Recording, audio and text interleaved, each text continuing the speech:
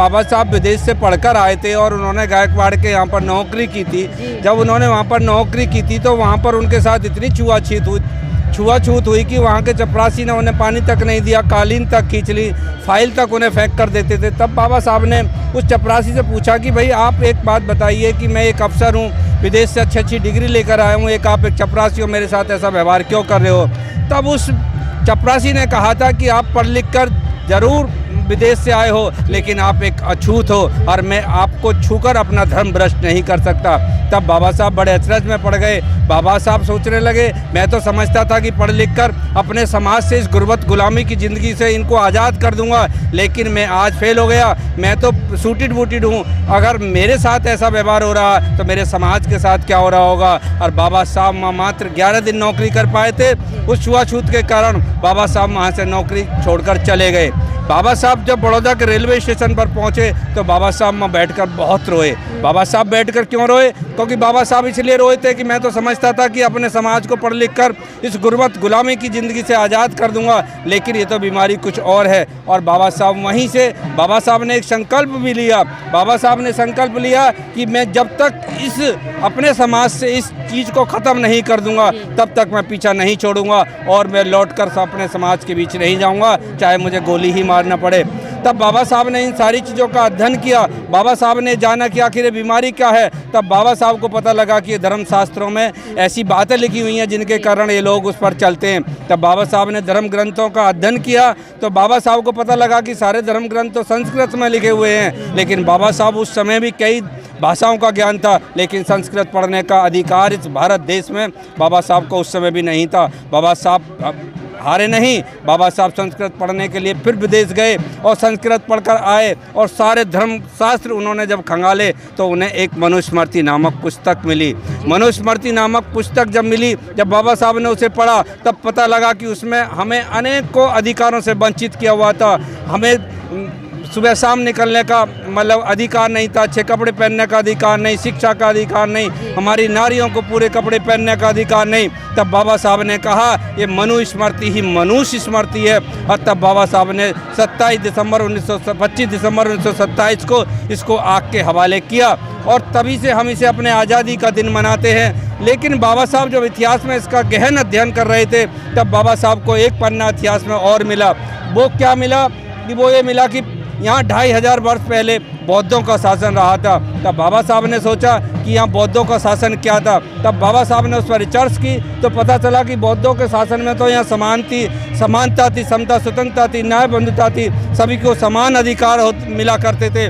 लेकिन बाबा साहब ने जब सोचा कि इतने अच्छे शासन का अंत कैसे हो गया, तब बाबा साहब ने वो सारी चीज़ें भी जानी। तब बाबा साहब को पता लगा कि यहाँ वेदरथ राजा ने या धोखे से बौद्धों को मार मार के लिया और तब उनके धर्म परिवर्तन कराए गए। लेकिन तभी से बाबा साहब को भी पता चला, जब बौद्धों के बारे में उन्होंने रिसर्च कर रहे थे, इतिहास पढ़ रहे थे, तभी पता चला कि बौद्ध लोग बड़े दिन को, जो 25 दिसंबर के दिन को हम बड़ा दिन भी मानते हो, इसको बौद्ध महोत्सव के रूप में मनाते चले आ रहे थे। तो बाबा साहब ने 25 दिसंबर 1927 को अगर मनुस्मृति के दहन दिवस को चुना था तो उसकी वजह कहीं ना कहीं पीछे से उस दिन के लिए थी, क्योंकि बौद्ध पहले से 25 दिसंबर को बौद्ध महोत्सव के रूप में मनाते चले आ रहे थे।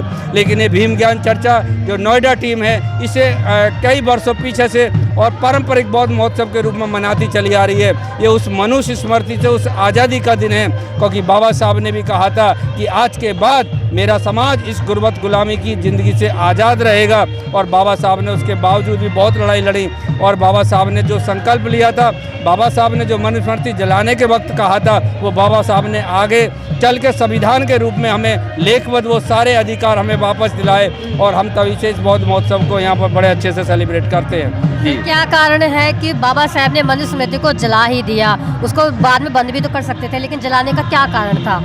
देखिए, जिस पुस्तक में हमारे लिए कुछ भी अच्छा ना हो, उसमें सारे जितने भी हक अधिकारों से हमें वंचित किया हुआ था, तो बाबा साहब का गुस्सा जो है एक बहुत ऊपर लेवल पे था। तब उन्होंने कहा कि ऐसी पुस्तक से क्या फ़ायदा जिसमें एक भी कॉलम हमारे लिए नहीं है। इसलिए बाबा साहब ने उसको जलाना ही उचित समझा। एक संदेश दिया कि ऐसे कानून को क्यों ना आग लगा दे जो हमारे लिए बिल्कुल हितमय नहीं है, इसलिए बाबा साहब ने उसे जलाया। सर, मनुस्मृति में ऐसा क्या लिखा है कि शूद्र उससे बिल्कुल दूर भागते हैं? देखिए, मनुस्मृति में जितने भी अधिकार हैं, वो जितने शोषित वर्ग हैं उन सब के लिए ऐसा है कि आप सुबह नहीं निकलोगे, आप शाम में नहीं निकलोगे, आप दोपहर में ही निकल के जाओगे, आपको शिक्षा पाने का अधिकार नहीं, आप मंच उच्चारण का आपको अधिकार नहीं, आप किसी से सट कर नहीं बैठ सकते, आप किसी को नज़र भर कर नहीं देख सकते। ऐसे अनेकों अधिकारों से हमें वंचित किए हुए थे। इसीलिए उस मनुस्मृति में जितने भी कानून थे वो सब शोषित दलितों के विरुद्ध थे। जी सर, एक दौर वो था मनुस्मृति का दौर, एक दौर ये आज का है, आज़ादी के बाद का दौर। तो उस दौर में कितना अलग महसूस करते हैं? देखिए, बाबा साहब ने हमें जो मनुस्मृति से आज़ादी दिलाई और उस मनुस्मृति के आज़ादी के बाद हमें संविधान मिला और संविधान के बलबूते हम पढ़ लिख कर आज लेकर नीचे से ऊपर तक अगर हम चपरासी, डीएम और एसडीएम और हमारे तहसीलदार हो, नायब तहसीलदार हो, वकील हो, जज हो, हम सब अच्छी अच्छी पोस्टों पे हम संविधान के बदौलत पहुँचे हैं। लेकिन आज फिर से आज वही वर्ग हमसे वो ये सारी चीज़ें देख कर नहीं जलने लगा है। वो चाहता है कि अरे इन्हें कहाँ छोड़ा था, अरे कहाँ आ गए। आज हम पर फिर वही मनुस्मृति लागू वो लगाने की कोशिश कर रहे हैं, तरह तरीके से संविधान को ख़त्म करने की बात कर रहे हैं। कहीं ना कहीं संविधान में से वो सारी चीज़ें ख़त्म कर देना चाहते हैं जिनसे हमें अधिकार मिल रहे हैं। तो आज का जो दौर है, आज हमें उस संविधान को बचाने की ही ज़रूरत है। आज हमें फिर से वो मनुस्मृति हम पर लागू ना हो जाए, इसलिए हमें एकता का संदेश जो दे रहे हैं ये देने की ज़रूरत है। इसीलिए बौद्ध महोत्सव तो हम उस आज़ादी का दिन मना ही रहे हैं, लेकिन हम इसमें एकता का परिचय भी दे रहे हैं। यहाँ हम बताना चाहते लोगों को क्योंकि एकजुट रहोगे तो शायद हम अपने अधिकारों को अब सुरक्षित रखेंगे। सर, मनुस्मृति आज बाबा साहब का संविधान लागू हो चुका है। बाबा साहब के संविधान के तौर पे ही सभी लोग चलते हैं, काम करते हैं। लेकिन अगर बाबा का संविधान ना होता और मनुस्मृति आज भी होती तो कैसा होता शूद्रों का हाल? देखिए, अगर बाबा साहब ये संविधान लागू ना करते तो आज हम ना पढ़ लिख कर मैं वकील होता, ना यहाँ डीएम, ना एसडीएम, ना यहाँ कुछ भी नहीं होता। हम सब वही गंदी नाली के कीड़े होते, कहीं ना वहीं कूड़े करकट में अपने इन्हीं के जो वही है कि जैसे पहले चलता था कि मजदूरी करने के बदले भी हमें पैसा नहीं मिलता, झूठन मिलती थी। तो आज हमारे हालत अगर वही होती, बाबा साहब ना होते तो ये संविधान ना होता, और संविधान ना होता तो मैं वकील ना होता, सूटेड बूटेड नहीं होता। आज जो मेरे समाज के लोग इस परिसर में आज अच्छे अच्छे परिधान पहनकर, आज हमारी महिलाएं अच्छे अच्छे परिधान पहनकर अगर ये जो यहाँ घूम रही हैं, वो बाबा साहब की ही बदौलत है, उस संविधान की ही बदौलत है। अगर वो संविधान ना होता, बाबा साहब ना होते तो आज ये स्वतंत्र रूप से हम ये प्रोग्राम भी नहीं मना रहे होते।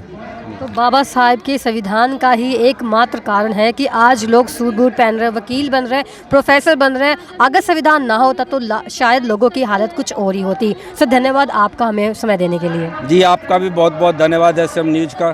Thank you.